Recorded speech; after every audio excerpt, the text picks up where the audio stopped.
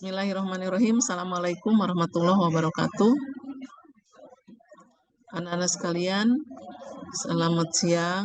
Insya Allah kalian sehat semuanya. Dalam kesempatan ini kita akan sama-sama mempelajari pelajaran materi biologi di kelas 12. Materi sekarang yang akan kita pelajari yaitu materi KD ketiga titik 3, yaitu tentang substansi genetik. PPT-nya sudah Ibu share ya di grup WA. Nanti kalian bisa kapan saja bisa membukanya untuk dipelajari. Nah, baiklah, silahkan simak. Sekarang Ibu akan menjelaskan materi tentang substansi genetik ini. Mari kita awali pembelajaran ini dengan membaca basmalah terlebih dahulu. Bismillahirrahmanirrahim. Substansi genetik ada warisan sifat. Apa saja bahan dasar pewarisan sifat ini? Yaitu yang pertama ada kromosom, kedua gen, ketiga alel, keempat DNA, kelima RNA, keenam kode genetik, kemudian yang ketujuh sintesis protein. Nah, dalam kesempatan ini mungkin pertama akan kita pelajari adalah tentang kromosom. Sebelum kita lanjut, mari kita lihat kompetensi dasar dari materi pelajaran ini. Kompetensi dasarnya yaitu untuk kompetensi pengetahuan, yaitu dapat menganalisis hubungan struktur dan fungsi gen, DNA, kromosom dalam penerapan pewarisan sifat pada makhluk hidup. Nah, di sini menganalisis berarti tingkatan berpikirnya sudah lebih tinggi daripada memahami. Selanjutnya, untuk kompetensi dasar keterampilannya, kalian harus dapat merumuskan urutan proses sintesis protein dalam kaitannya dengan penyampaian kode genetik. Itu adalah kompetensi dasar yang harus kita miliki. Baik, pertama yang akan kita pelajari adalah tentang kromosom. Kromosom asal katanya dari kroma dan soma. Kroma artinya kroma artinya warna, soma adalah badan. Jadi kromosom adalah bagian yang mudah menyerap warna. Nah, untuk itu, untuk melihat kromosom memang harus dilakukan perwarnaan terlebih. Kromosom ini letaknya ada di dalam inti sel. Kapan melihat kromosom? Tidak setiap saat kromosom bisa dilihat, tapi kromosom ini dapat dilihat pada saat sel itu mau membelah. Pada saat sel sedang tidak membelah, kromosom ini tidak kelihatan bagian-bagiannya karena membentuk kromatin atau benang-benang halus. Nah, hal yang harus kita ketahui dari kromosom ini yaitu yang pertama adalah struktur kromosom. Di sini kita lihat struktur kromosom, ada bagian yang disebut sentromer, ada telomer, ada lengan kromosom gitu ya, dan kromosom ini dalam tubuh makhluk hidup berpasang-pasang. Nah, mari kita lihat sama-sama. Nah, ini struktur dan ukuran kromosom. Kromosom memiliki ukuran yang berbeda pada setiap spesies. Jadi kromosom ini merupakan ciri khas dari satu jenis makhluk hidup. Ukuran kromosom panjangnya antara 0,2 milimikron sampai 50 milimikron dengan diameter antara 0,2 milimikron sampai 20 milimikron. Nah, ini lihat gambar yang di samping itu adalah gambar kromosom, ada sentromernya, kemudian ada lengannya. Nah, kromosom ini berpasang-pasangan. Kecuali pada sel gamet itu kromosom tidak berpasangan karena gamet itu memiliki setengah jumlah kromosom. Nah, itu bagian struktur dan ukuran dari kromosom. Selanjutnya, jenis kromosom berdasarkan letak sentromernya. Nah, kromosom ini ada 4 macam kromosom. Yang pertama adalah metasentrik. Metasentrik itu letak letak sentromernya di tengah. Jadi lengan satu dan yang lainnya itu memiliki ukuran yang sama. Yang kedua submetasentrik. Submetasentrik ini salah satu lengannya lebih pendek. Nah, karena sentromernya mendekati ke ujung ujung lengan yang salah satu. Kemudian yang ketiga adalah akrosentrik. Nah, akrosentrik ini lengan satu dengan yang lain itu ukurannya berbeda. Jadi yang satu lebih kecil, lebih pendek, dan satunya lagi lebih panjang. Terlihat perbedaannya dengan jelas. Yang keempat yaitu jenis telosentrik. Jenis telosentrik ini kromosom hanya memiliki satu lengan saja. Nah, itu bentuk-bentuk kromosom berdasarkan letak sentromernya. Nah, selanjutnya ini adalah kariotip. Kariotip dari satu kromosom. Susunan kromosom yang berurutan menurut panjang dan bentuknya. Nah, ini adalah kromosom pada manusia. Jumlahnya ada 46 atau 23 pasang. Yang terdiri dari 22-nya adalah jenis autosom. Autosom itu adalah kromosom yang penentu sifat sel tubuh. Kemudian ada satu pasang atau ada 2 kromosom adalah yang termasuk gonosom. Gonosom ini adalah kromosom penentu jenis kelamin. Nah, setelah kromosom kemudian akan kita pelajari tentang gen. Gen ini terdapatnya di dalam kromosom. Satu kromosom itu kurang lebih ada 3.000 gen. Berarti dalam satu sel itu 3.000 kali 46. Kurang lebih ada 138.000 gen dalam satu sel. Nah, itu.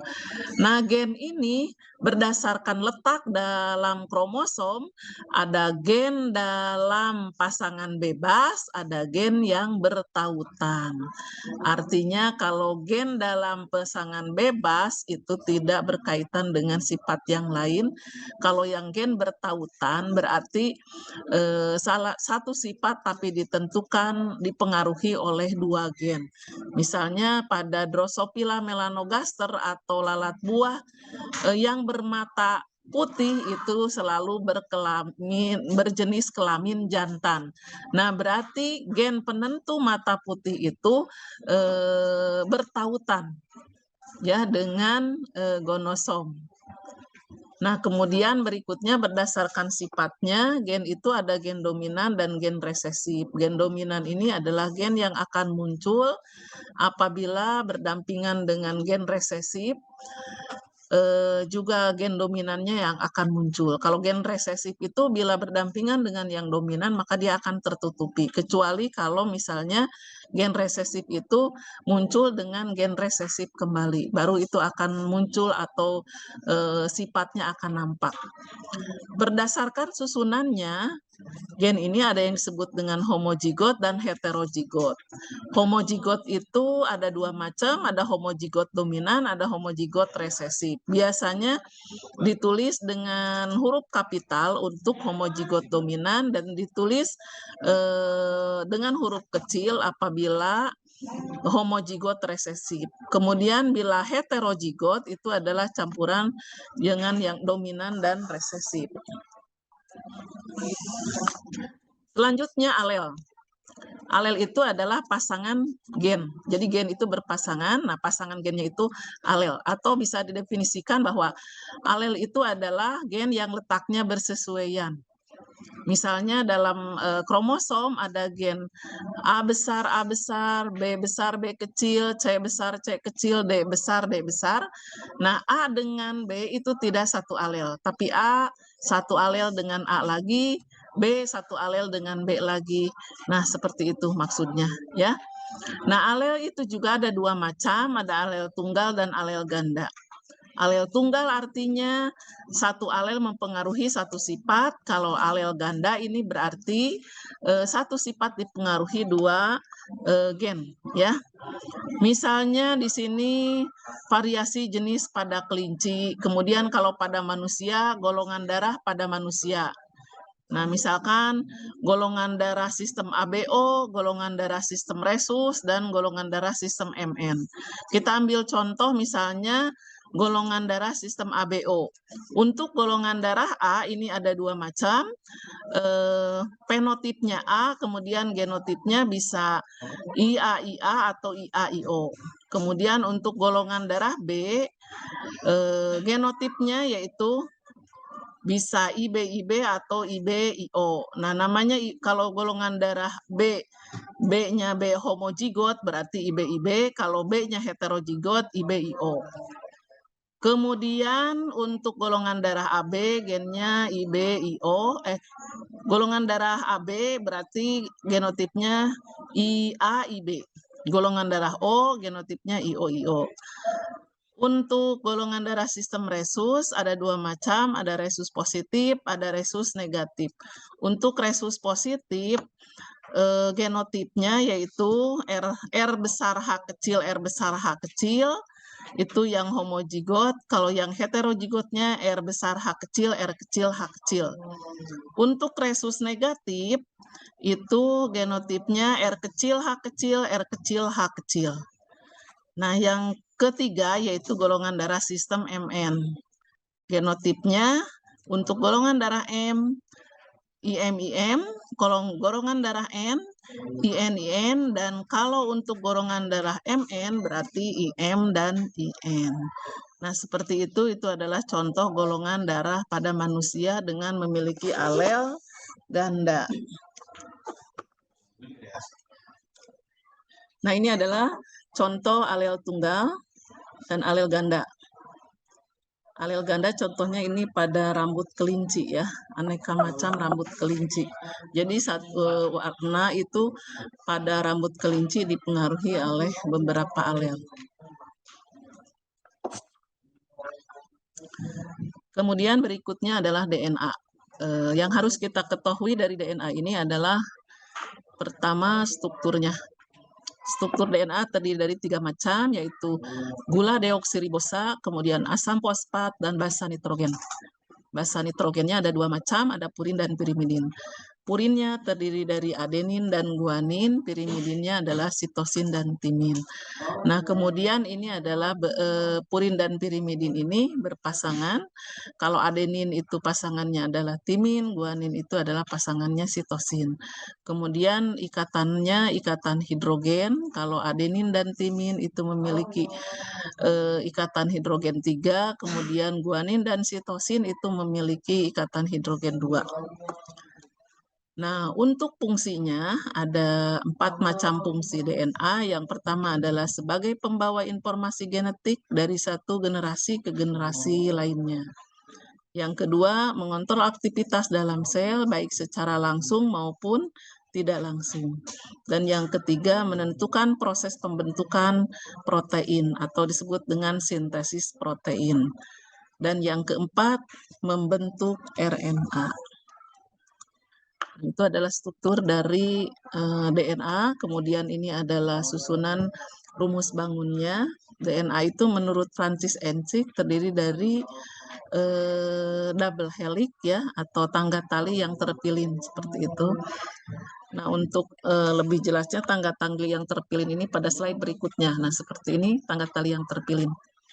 Bagian samping kiri dan kanannya itu adalah fosfat dan gula, dan bagian tengahnya adalah basa nitrogen yang terdiri dari purin dan pirimidin. Nah, kemudian ada beberapa istilah, misalnya kalau nukleotida itu terdiri dari fosfat, gula, dan basa nitrogen. Itu satu nukleotida. Kemudian kalau satu nukleosida itu hanya terdiri dari gula dan basa nitrogen saja. Nah, mungkin kita pada gambar ini bisa dihitung ada berapa jumlah nukleotidanya, yaitu 1, 2, 3, 4, 5, 6, 7, 8. Nah, berarti di sini dalam gambar ini ada 8 nukleotida. Kebetulan nukleosidanya juga sama ya, ada 8 juga. Jadi sekali lagi perbedaannya kalau nukleotida ada fosfatnya, kemudian kalau nukleosida tidak ada fosfatnya, hanya ada gula dan basa nitrogennya saja.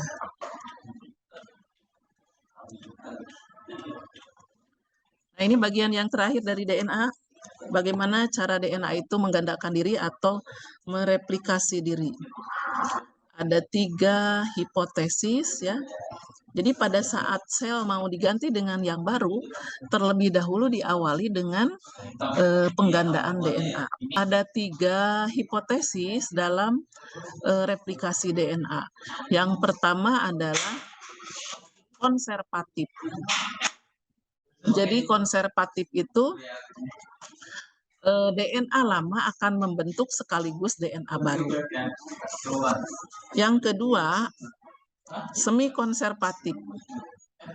Jadi DNA lama ini antara sen dan antisennya akan memisahkan diri, kemudian bagian sen akan membentuk antisen, kemudian bagian antisen akan membentuk sen. Dan yang ketiga, dispersif. Hipotesis dispersif itu DNA itu akan terpotong, kemudian bagian potongannya itu akan membentuk rantai DNA yang baru. Nah, itu cara replikasi DNA. Mungkin sampai di sini dulu yang ingin Ibu jelaskan. Jadi tadi sudah sampai tentang kromosom, gen, alel, dan DNA. Baik, terima kasih atas perhatiannya. Bila ada satu yang ditanyakan, bisa chat di WA group atau di kolom komentar. Terima kasih. Assalamualaikum warahmatullahi wabarakatuh.